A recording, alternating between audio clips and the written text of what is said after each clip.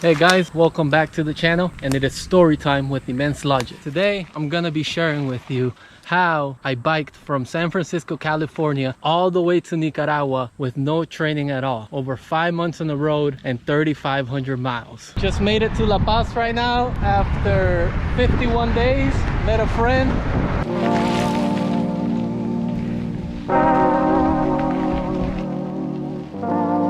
The year was 2021 and I just had quit my job to go chase my dreams. And on that dream list was cycling from my house in the Bay Area, California to my grandma's house in Nicaragua. This is my front door here in Hayward, California. And we're about to take off to cycle all the way to San Diego and to Nicaragua. Now, prior to this, I had no experience. I mean, the only experience would be like weekend rides, right, with your friends. I did have one bike packing trip with a good friend of mine, which was a co-worker also, that we did in San Francisco for 3 days, which was awesome. Oh, what the fuck? Yeah, I know. Oh my goodness. Holy guacamole, dude. Things I do in my life, dude, sometimes I question myself.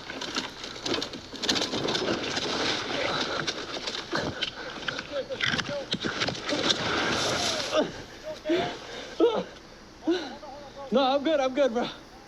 I'm just gonna go to sleep, dude. I'm just gonna go to bed, dude. But other than that, I had no gym training. Physically, I was just calling myself an amateur when it came to biking. So this was gonna be my first huge excursion and long risky trip, and I was pretty nervous about it. I'm not gonna lie here. I present to you the beautiful bike that brought me from San Francisco to Nicaragua, the Surly. Now, what you're looking at right now, it's in the same condition than when I first started in San Francisco, with the exception of the few bags that I removed, like the bag on that side, the top bag, and a couple bags in the front. But this is the bike that brought me here. Now, with no experience, the question was, how am I gonna make this possible? So I spent over around 2 months planning my route. So the total trip was gonna be around 3,500, 3,800 miles. And it was a daunting task to look at all that mileage I was gonna do. Not only that, all the elevation I was gonna have to climb. So what I did is I planned the first route, which was along the Pacific coast from San Francisco all the way to La Paz, Baja California. And then from there, I took the ferry onto Mazatlan, mainland Mexico, and followed the mainland all the way down to Nicaragua. I had to stop for the day today and get an area to camp, because from Ojos Negros to San Tomas, it got way too hot to continue traveling. It was just burning me alive. So I found this area here. There's my tent right there in the bushes. My bike. I'm pretty much gonna wild camp tonight. Hi! What's up, doggy? Alright guys, well, we continue the journey on how I did this. We're gonna be making some coffee. You get a cup and a half of flavor, a cup and a half of flavor in every cup. Right now we're gonna make some coffee. We're gonna make this beautiful coffee right here. And this coffee tastes like honey, almonds, and fruits. It's a very delicious blend. While we talk about the story on how I made this possible, a cup of coffee is always needed and it's always appreciated. Smells delicious. So we're gonna pour some of this here. After that descent is purely ascending here, and it is hot. Thank the gods that we got some clouds right now, and these clouds right here are blocking some of this heat. Now, this trip was my first bikepacking trip, long distance, that I've ever done in my life, and I'm gonna sit here and tell you that I was so nervous. Like, leaving the United States on that bike, leaving my house, was the hardest thing ever, to say bye to my family and my wife. And for some reason, I had just this intuition to do this, right? Like, it's just something that internally I had needed to accomplish. Majority of the road I was going by myself, because my wife was going to join me in Guatemala due to work. So 90% of the road I did by myself.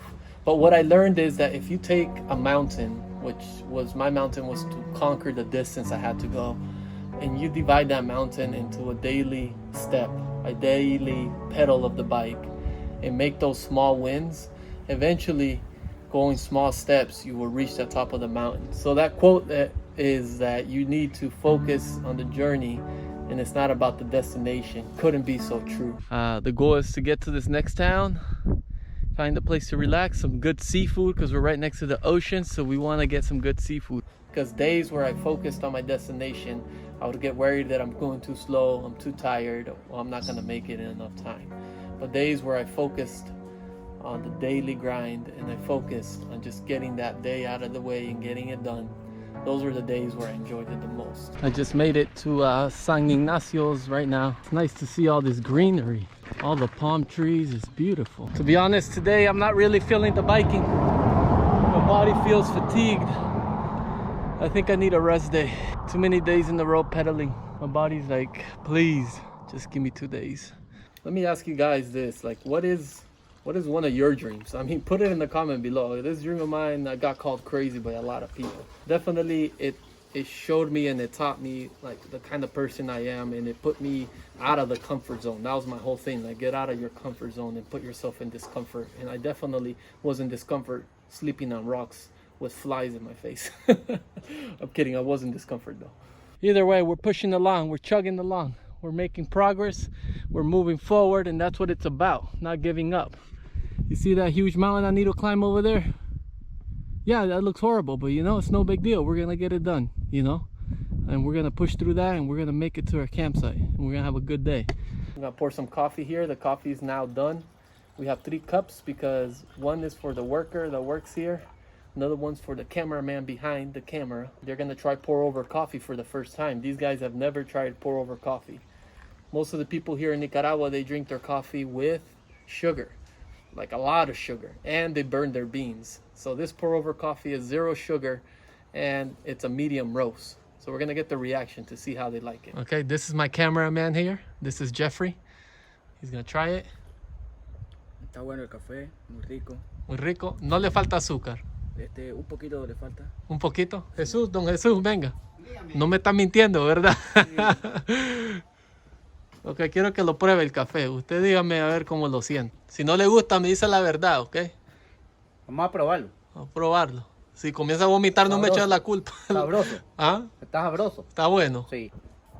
Man, this cup of coffee is delicious. I wish you guys could try it. How did I do it? I'm going to tell you that the trip is mainly mental. It's about your mental strength to get through the days where you don't want to bike, to get through the days where you have multiple breakdowns, to get through the days that are super hot, or maybe where you can't find where to sleep. It's a mental game, and if you put yourself in a mental position where you're gonna do it no matter what, then you're gonna accomplish this. See, most people don't like climbing hills, but I actually enjoy climbing hills because that means that after you climb this hill, you get a descent after. And the harder the climb, the better the descent. Sometimes in life you'll be climbing so much that you feel that that climb never has an end. But just know, eventually you'll reach the peak and the climb will be worth it. So don't give up on the climb.